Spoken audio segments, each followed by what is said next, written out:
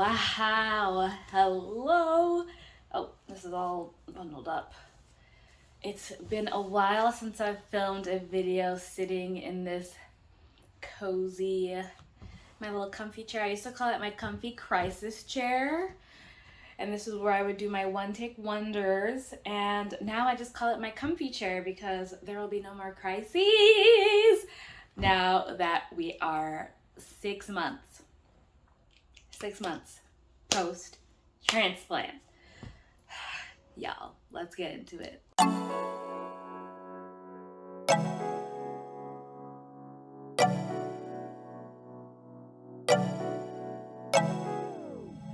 So 6 months ago, I received a stem cell transplant, and so far things are looking really promising. My chimerism results are showing that a very large percentage of the cells in my bone marrow and in the blood that flows through my veins are actually my donor cells, and I am just super excited about that. And for the first time in my life, I'm making my own normal hemoglobin, which is just absolutely wild. So that is very exciting.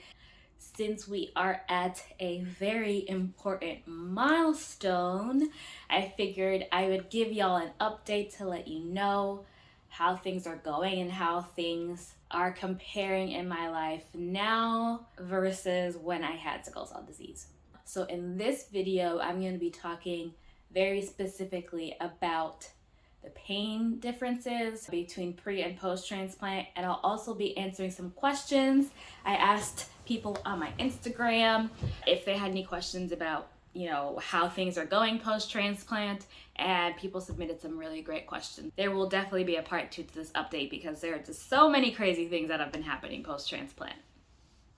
So I wanted to start off with talking about the pain differences because that is where I've seen the most noticeable differences, and it's just, I am just crazy. My brain can't wrap my head around how much my life has changed in the area of pain. And so the year leading up to the transplant, I basically had been in pain literally every single day for over 12 months, and I was really suffering. And the year before that, I was in pain for 9 months straight, which was another doozy. And pretty much like starting from 2014 to 2015, like leading up to those 2 years pre-transplant, like when I actually reflected and counted the time, it turned out that I was spending at least 3 months in a row in pain each of those years, and over half of the year in pain. So even if it wasn't consecutive, I had a lot of months where I would have chronic pain and it would go away, and then I would have chronic pain and it would go away. And it really left me just like a mess, honestly, because I was trying to go to work. I worked as a clinical research coordinator. I got my master's degree. I started medical school, all of that with dealing with pain every single day, and it really started to wear on me, on my soul, on my psyche, and it was really tough. So when I started the conditioning regimen at the hospital pre-transplant, my care team was really good about, they were very adamant about making sure I was comfortable. And I personally was at a point in my life where I just stopped taking all pain meds. I stopped taking ibuprofen, Tylenol, even the stronger opioids, because I just felt like they weren't giving me any pain relief. And then I had to deal with all the side effects. And, even the only times where I actually felt like the pain medicine was touching my pain was when I was inpatient, and depending on where you go, because not all hospitals know how to deal with sickle cell pain crises. And so when I was at a hospital that was, the staff was competent in taking care of patients with sickle cell, I would often find that I needed so much medication that I was just a zombie. And it's like constant IV drip of opioids all the whole visit, and then you transition to oral opioids. But you know, I just felt like for the amount I needed to get relief, it just wasn't worth it for me anymore to consider it. And I just was like, you know what, just tough it out. I'll just do it. If I'm going to be in pain anyway, I might as well just not have the side effects of the drugs that I'm taking. And so that was where I was at when I went to the hospital. And thankfully, like, yo, this hospital, I'm not going to say where I am yet, but I one day want to share where I'm at, because they just really are just experts at patient-centered care. They really cared about me. And so they were really creative, and I told them that I wasn't really like in the mood. I like just wasn't about taking an orco, or what's that other one? It starts with the dilaudid. I was just like, if I can avoid it, that would be really great. And so they were really good about that. And I also have some kidney issues, so they did want to stay away from things like Toradol, which normally help me if I use it in combination. And so they ended up giving me ketamine pre-transplant, and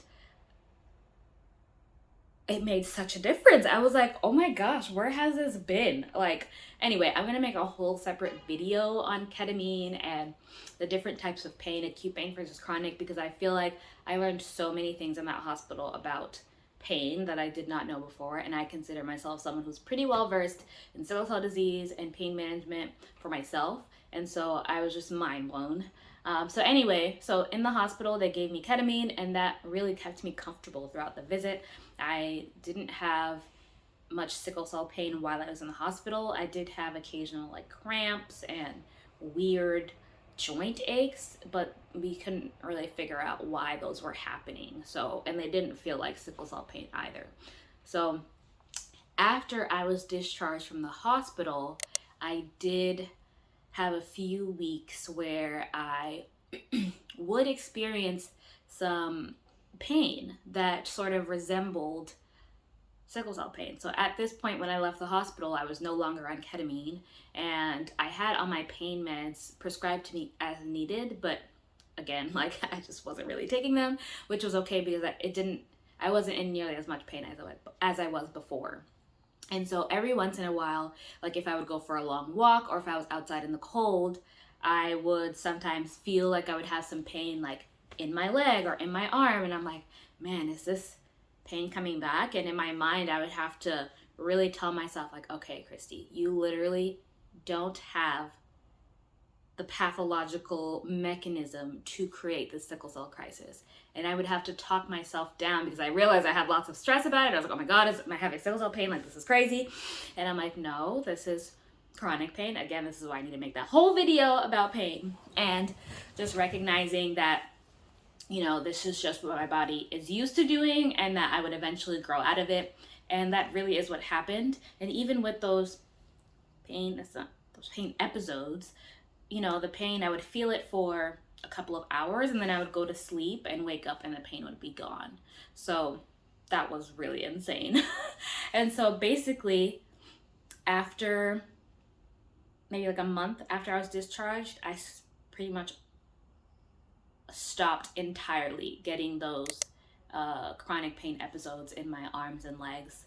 And I pretty much haven't had any sickle cell type pain since March of this year, which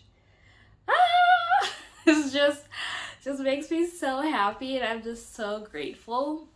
I did want to mention I had a lot of joint pain post-transplant. For some random reason, it started in like April. I thought I hurt my ankle, and then it started spreading to all the joints, and we're like, okay, this is not making sense. But that pain did not feel like sickle cell pain at all, and we ended up narrowing it down to it being related to my anti-rejection medications, sirolimus. If you want to hear more about those details, check out my update videos. I'll put them in the cards as well, but I'm not going to rehash that now. But since I've stopped those medications, my joint pain has improved significantly, and I'm back to walking. I still am trying to be very careful with what I do. If you hear that clicking, that is literally my ankle cracking whenever I roll it.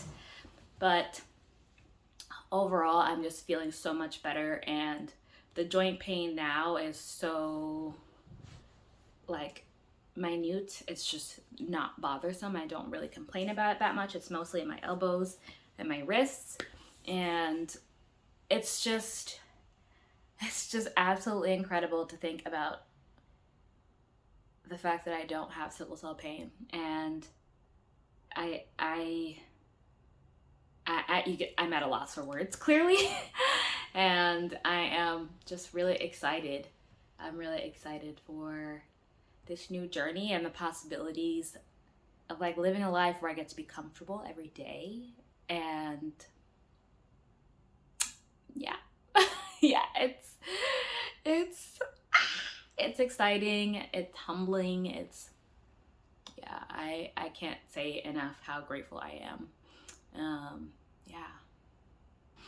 And, you know, part of me still, like, my heart still aches at the fact that so many other people with sickle cell that I know, like, still have sickle cell pain, still have to suffer through those things. And it just breaks my heart. And sometimes I think, like, why me? But, you know, we'll deal with those thoughts on another day. But, you know, that gap, that room for margin, that margin of need, that's the word I'm looking for, that margin of need within the sickle cell community is really what drives me to pursue this career that I am pursuing. And it drives a lot of what I do on a day-to-day basis, even during my recovery period, which is now.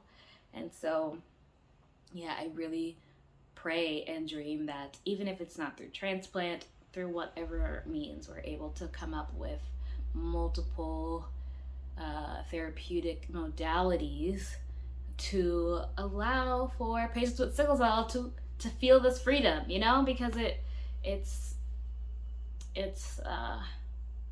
not good the other way around. It really is very draining, and you can learn to cope with it. And I know so many people, I look up to several women actually who are just amazing and have handled this disease so well and just doing great things and have come to a really good place of management and a really good place of health.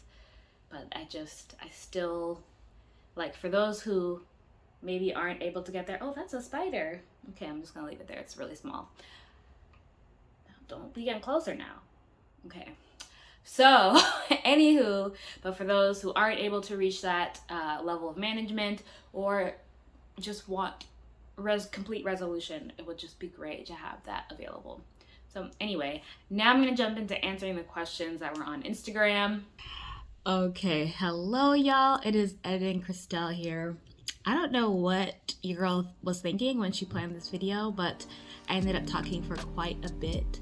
And so I think it's best if I just cut this video in half, so that this is just talking about pain, and then the next video can be a video with the Q&A from Instagram, and then I'll do another part, which I already had planned. So sorry this is coming in so many pieces, but I didn't want one long video. So anywho, stay tuned, and I'll see y'all in the next update. Toodles!